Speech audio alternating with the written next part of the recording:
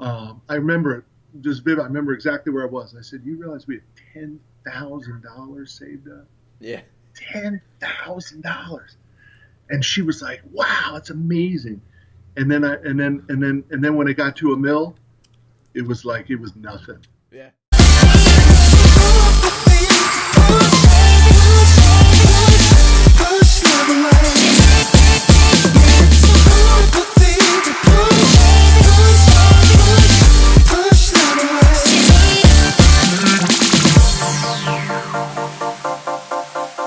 Hey guys, I'm really excited today. I've got Matt Manero on the podcast. A little different than normal. Normally you guys see me when I cut right in with the introduction, but Matt and I had some amazing conversation prior to really starting the show. So I really want to kind of give you guys some behind the scenes on this. Matt is a great mentor of mine. I really look up to him. He's got a huge finance business, has taught me a lot. So I hope you guys really enjoy this interview and enjoy the behind the scenes uncut stuff. Spend enough time realizing that your version of well is nothing compared to some other people's version of well. Right. Because the money is moved, man. I mean, there's a lot of money out there. Well, yeah. I mean, when you have to sit down and think what is it, like 16 trillion now is in circulation, and it's like, I mean, that's a lot of money, man. That's a ton of money. Yeah. Cardone says it best, right? He says if you went out in the marketplace and you got your 5 mil or your 10 mil, whatever that number happens to be, no, but it doesn't impact anybody. Right. It doesn't. So go get it. Yeah. Go get it. Yeah. So. Yeah, that's 100% correct, man. And I remember when I graduated high school and started Easy Pro, little $300 Walmart push mower, Walmart weed eater, and I was like, man, I'm gonna start a business. I'm not going to college. I turned down all these football scholarships. I'm gonna do this shit. And all I can remember is like, all I wanted to do was $500,000 a year. I was like, holy shit, man. My dad worked for the city of Indianapolis. My mom sold insurance when I was little. I was like, if I could do $500,000, like if that could flow through my bank account in 1 year, I'm like, oh my gosh. And I remember like the day that it happened, it was like sometime in November, we hit it for the end of the year. And I'm out of the office, I like run outside and I'm like, I don't know what the hell I was expecting, a parade or something, but it's like nobody gave a shit. It's like, go back to work. Like it didn't mean anything.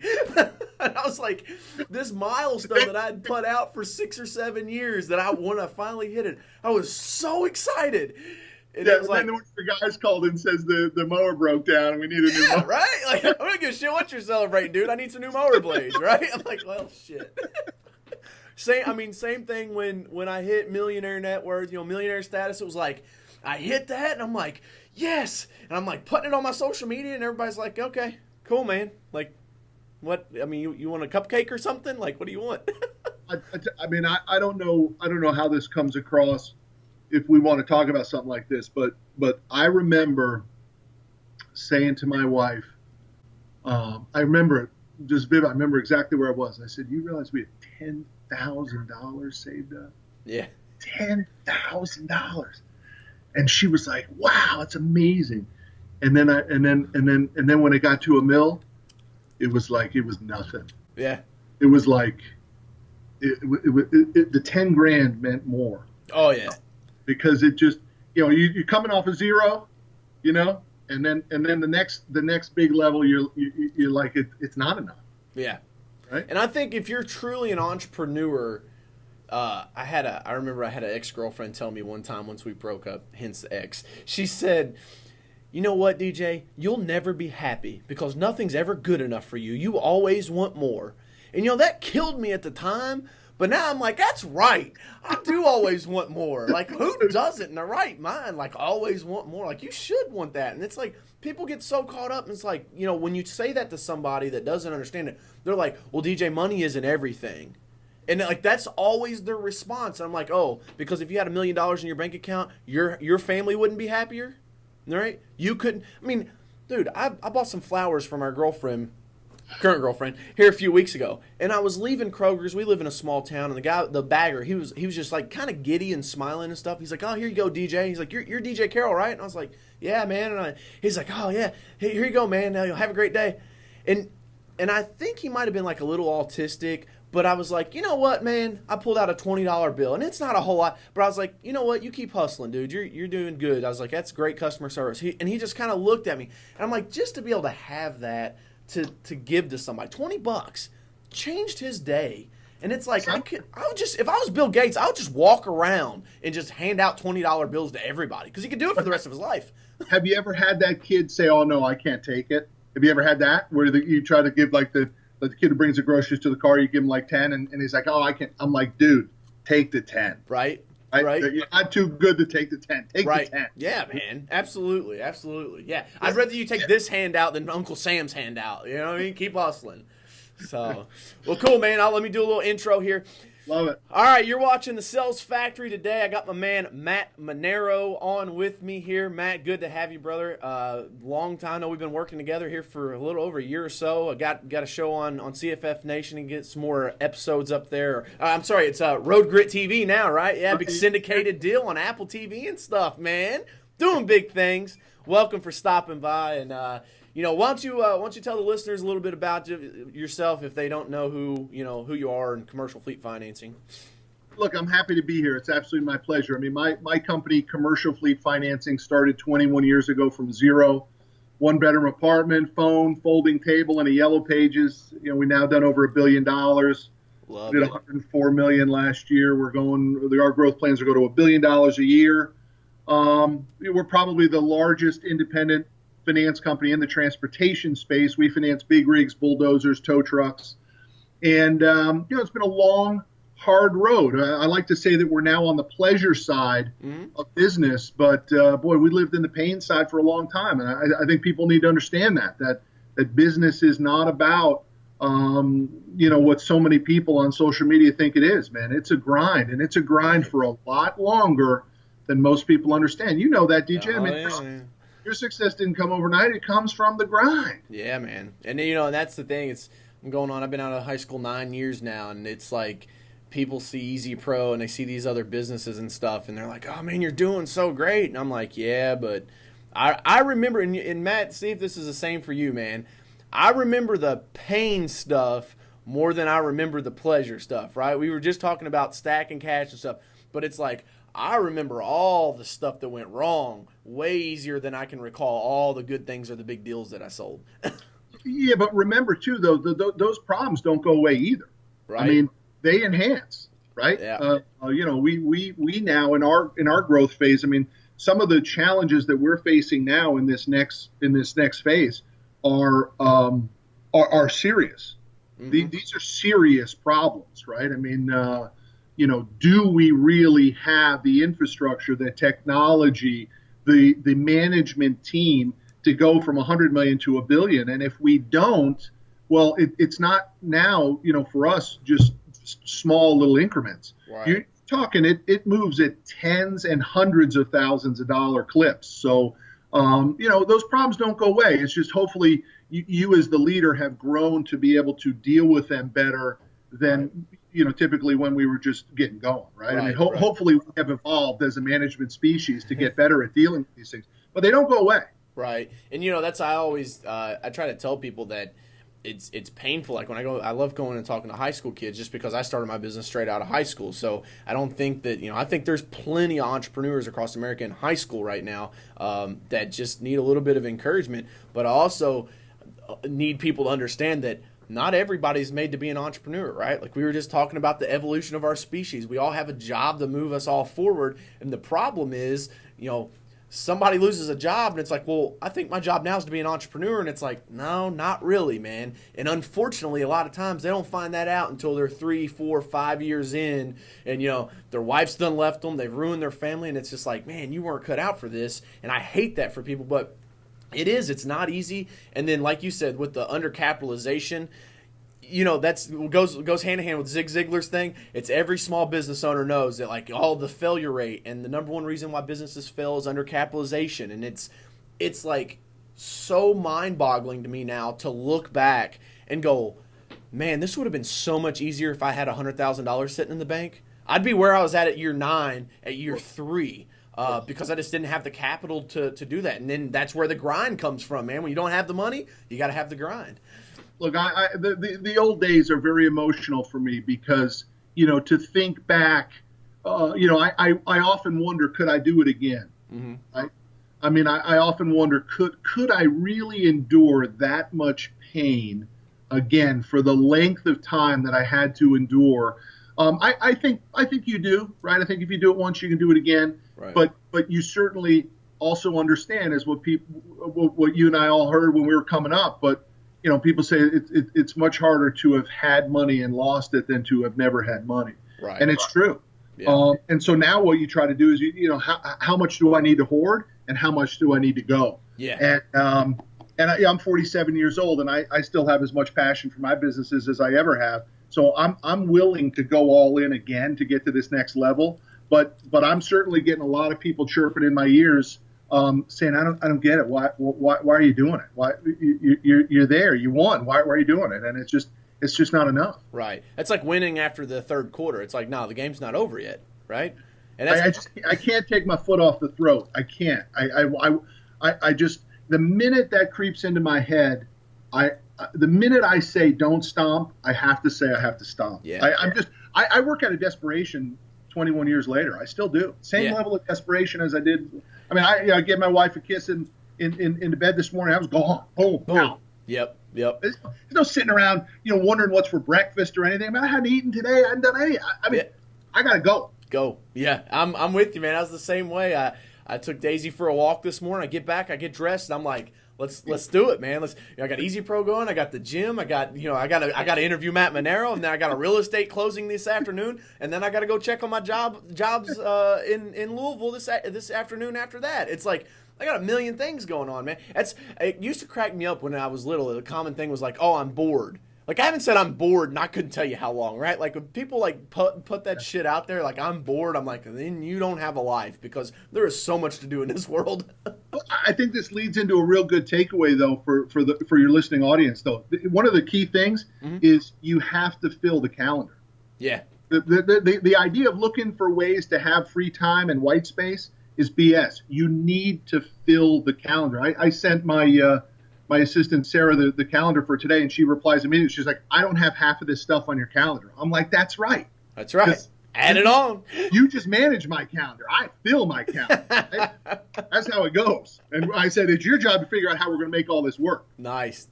Yeah, and that's the biggest thing is that when I do presentations and stuff and I'm coaching people, I've got a screenshot of my busiest week I've ever had, and it was during holiday lighting season. And literally, they were 15-minute appointments with 10 minutes of drive time, and they're just stacked, man, for like 7 days. There they are. And I was like, you know what? That was my most profitable week I've ever had in business.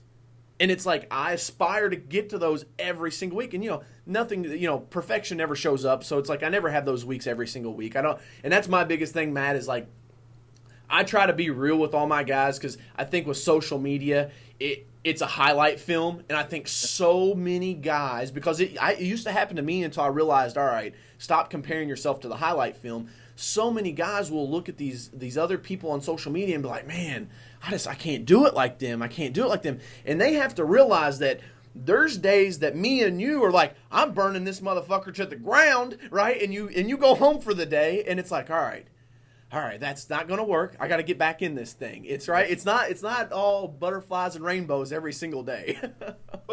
I'd like to talk to you a little bit about that Christmas tree lighting scenario because that must have been an enhancement to your landscaping business, right? Oh, yeah. So you said, I have these customers who trust me. Now I can overlay this new service on top, right? Right. And it was white space in our schedule, man. October to December, there's no snow yet, and we're not doing anything. It's like my guys are sitting around like twiddling their thumbs. I'm like, let's figure out a way to make money. So then you do that, and I imagine the customers are like, great, good value add, all that sort of stuff. But then the competition creeps in, right? And now I bet there's tons of guys doing Christmas tree lighting. So then what do you do? I mean, how do you figure out, how do you keep it going, right? Because there was probably a couple of years where you were like first to the game. And we're still it's huge in Texas and Florida, Minneapolis and California, but in the Midwest, man, it's still kind of fresh. And honestly, being number one on Google helps us, and then just I'm so jacked with Facebook ads right now. I cannot wait until Christmas season because we're actually going to start advertising in July this year. Christmas in July, book soon, boom, let's do it. So I've seen you say that though recently on social though, how impressed you are with the impact of Facebook ads. It's our residential power washing, right? So like I've actually got rid of all the lawn and landscape, did a merger acquisition deal with national franchise, and so now we're just focusing on exterior cleaning only. It is my only source of leads. All of my marketing budget, I cut out all the postcards, I cut out all the other bullshit that was from 1950, 1970, 1980, and I'm like, it's 2016, let's get there. So now instead of competing on Google like it's 1998 to 2002, I'm over on Facebook. So when grandma's scrolling and sees her grandkids, and I'm doing this because grandma's got an iPhone now, right? Grandma sees her grandkids and her church group, and then she goes, well, son of a bitch, that's a dirty house and a clean house. Who's these guys? My house looks like that. I'm going to give them a call. And then guess what, man? I'm selling this year at a 30% premium because I'm not competing with anybody. Yeah. I'm the only person that gets the call. So, my big thing is dominate, right? Nothing else matters. Like, if you can't dominate your market, then you might as well just stop. Like, those guys are like, oh, we can all get along. Like, I network with a lot of guys throughout the United States. But you best believe, man, if you're in my close nearby territory, I got you blocked on Facebook. You don't see my shit because I'm coming for you. And that's why I love your grit, man, because it's like that's what it is. It's business. Dude, it's another takeaway, though, for the audience here, which is you can't be all things to all people. I work in 4 industries. That's it. I work in trucking, towing, construction, and moving.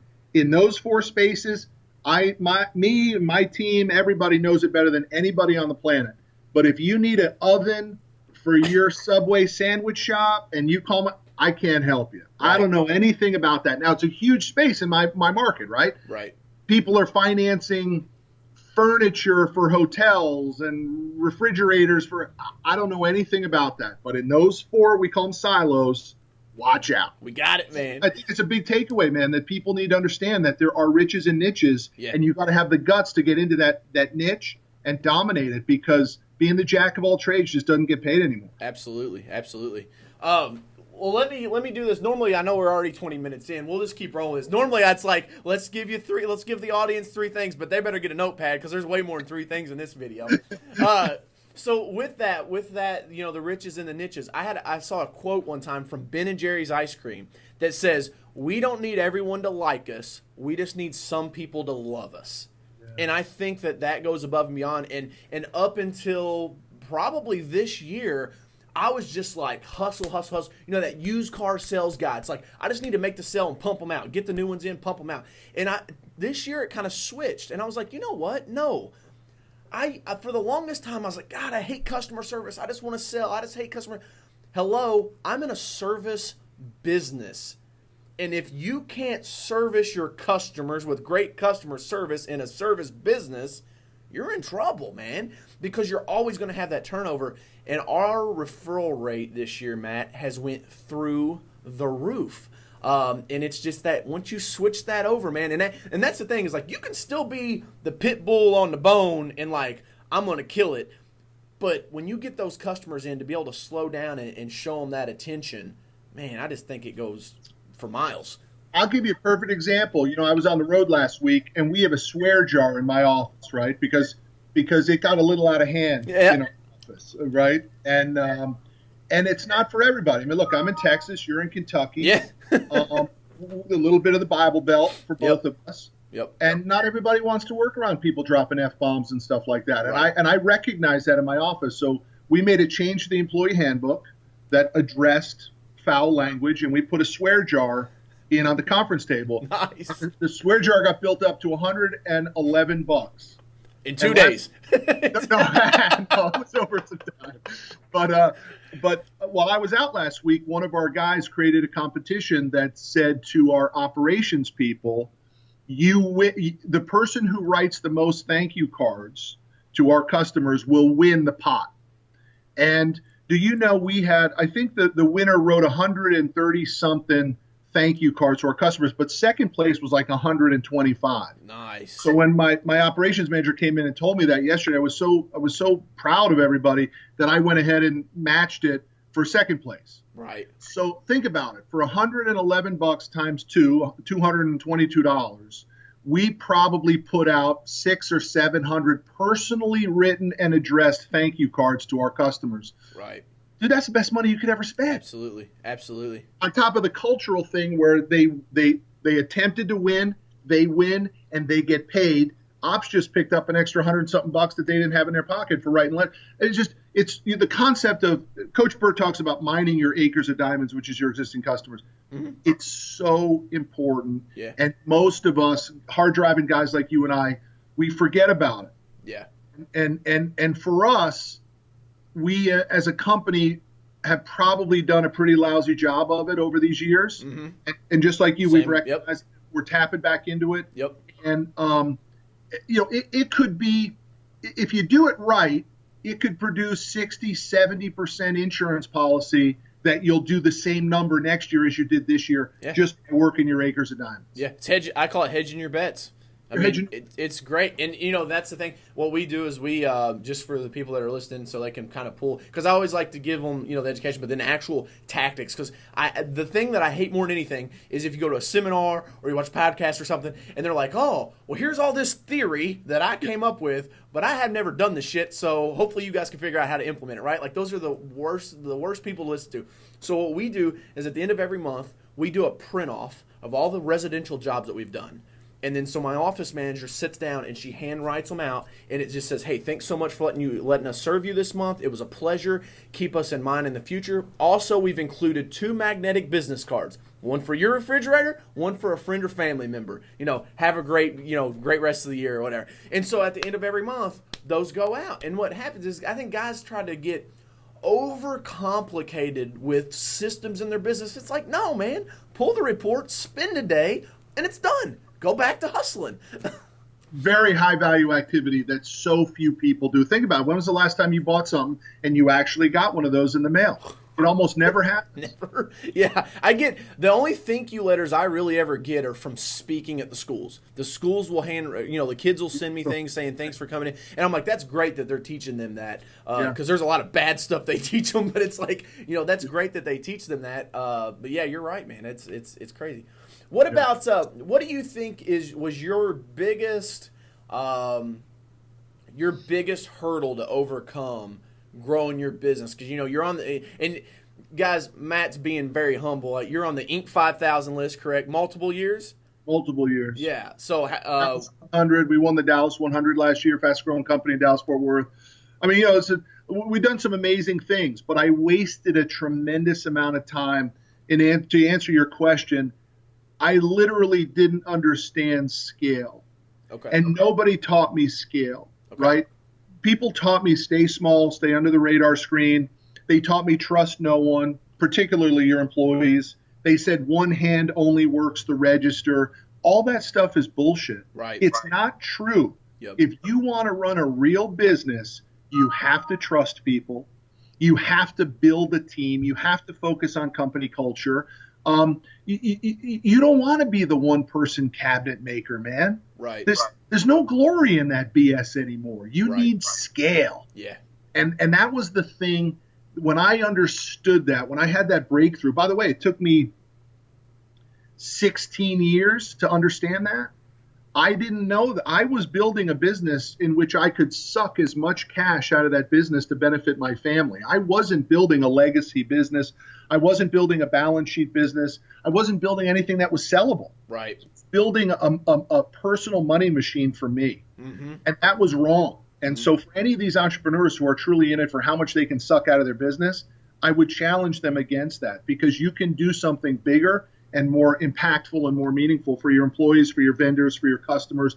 And then back to the Zig comment, you begin to win that battle. But you may have to lose that battle. Look, there have been a number of years where my number one sales guy made more money than I did.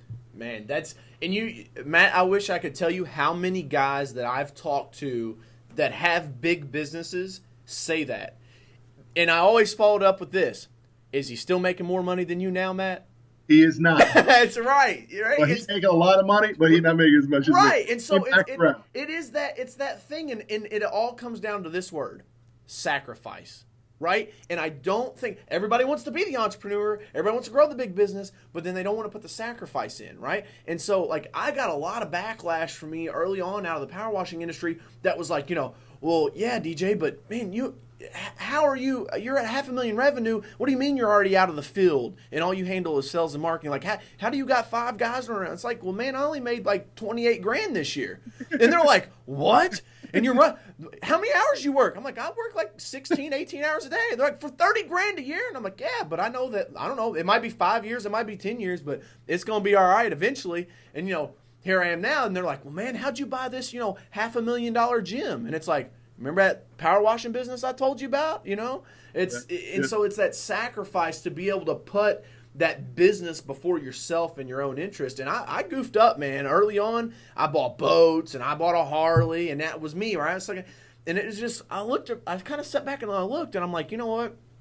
I'm doing the same thing that these guys that work in the factories and stuff that are making 80, 90 a year. I'm living that lifestyle, but it's dead end. If I keep doing this, I don't have the cash to grow my business, and this is as big as it's ever going to get. And that scared the shit out of me. So I was like, liquidate.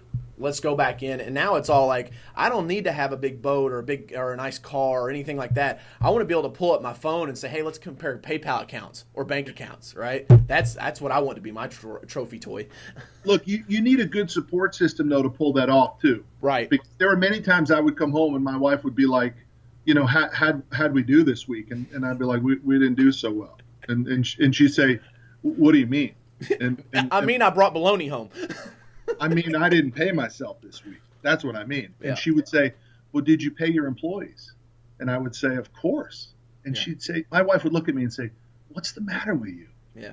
How can you do that to your family? How can you do that? So you need a real support system. And by the way, that story I'm telling you wasn't a support system. My wife was mad. Yeah. Oh, she was pissed. But I was young. I didn't understand what she was mad about. She was mad about what most women get mad about. They want security, man. Mm-hmm. That's what they're looking. They want to know that the roof is going to be over their head and there's going to be food in the fridge. That's a core need. Right. Of wives. And I take pride in that, man. I've never missed a payroll, right? And I've had to go pull money out of my own savings account, out of my own checking account, put it back in the company. But it's right here, man. It means so much that my guys didn't miss that payroll. You know what I mean? 2 things I can say in 21 years in business. Number 1, I never missed a payroll, and I never changed a comp plan on a guy, ever. That's why my number 1 guy makes so much money, because I've never, in 15 years he's been with me, I've never changed his comp plan once. And there are very few industries in which top earners can say that, because once that guy reaches the top, management comes in and screws him over again, right? Yep. 2, I never missed a payroll in 21 years in business. I never missed. I missed payroll to myself, but never my staff. And I never changed a comp plan ever. Yeah. And by the way, in my office, I pay every Friday. I pay twice as much to my payroll company as I need to, because I want my guys to get their money. Paid every week. Yeah. Every Friday, nice, man. Not on the 1st and the 15th or twice a month. I pay every Friday. That's awesome. My accountant comes in and says, well, you realize we're paying like an extra $5,000 a year to the payroll company? I don't care. Yeah. I want my guys to get their money. That's cool, man. Well, cool. I know we're at the end of the time here. We're at 10:30. I know you got another appointment backed up behind this, man. But I really appreciate it. We're going to have to do it again, because if that flew by. We could go. You and I could go. We could talk. Yeah, that flew by. So we're going to have to chunk out. We'll have to do a special 1-hour segment of the Sales Factory. But Matt, we appreciate it. How can people find you, man? So it's easy on Twitter or any social media. It's Matt Manero. The name of the company, again, is Commercial Fleet Financing. We finance big rigs, bulldozers, tow trucks. We work nationwide. We like good credit, so we have a tagline that says your good credit deserves our great rates. We're not a subprime lender. We want people who run successful businesses, because I don't want to do one deal. I want you to buy one dump truck through us, and as you grow, because you know what the hell you're doing, we end up doing 50 for you. Right on. Again, that goes back to that niche thing, man, to have the confidence to say, this is the people we choose to work with, So that's it. It's mattmanero.com. Is the website, and then it's Matt Manero on all social. Cool. And you got tons of stuff. You got your podcast out there. You got the book. Is your book on Amazon? Or how do you get the book? The grid is only on mattmanero.com. I have a Okay. new book coming out in the fall, which is called I Need More Money. That got picked up by a major agent and publisher. The agent is called Dupree Miller. They do Yeah. Tony Robbins, T.D. Jakes, Yep. Joel Osteen, Dr. Yeah. Phil. That was a big win for me. Absolutely, man. Congrats on that. I'll put the links down here in the below the video on the YouTube channel, and if you're listening on the podcast, make sure to write us a little review here about Matt and check him out. Matt, appreciate it, man. Thanks for stopping by. DJ, my pleasure. Anytime.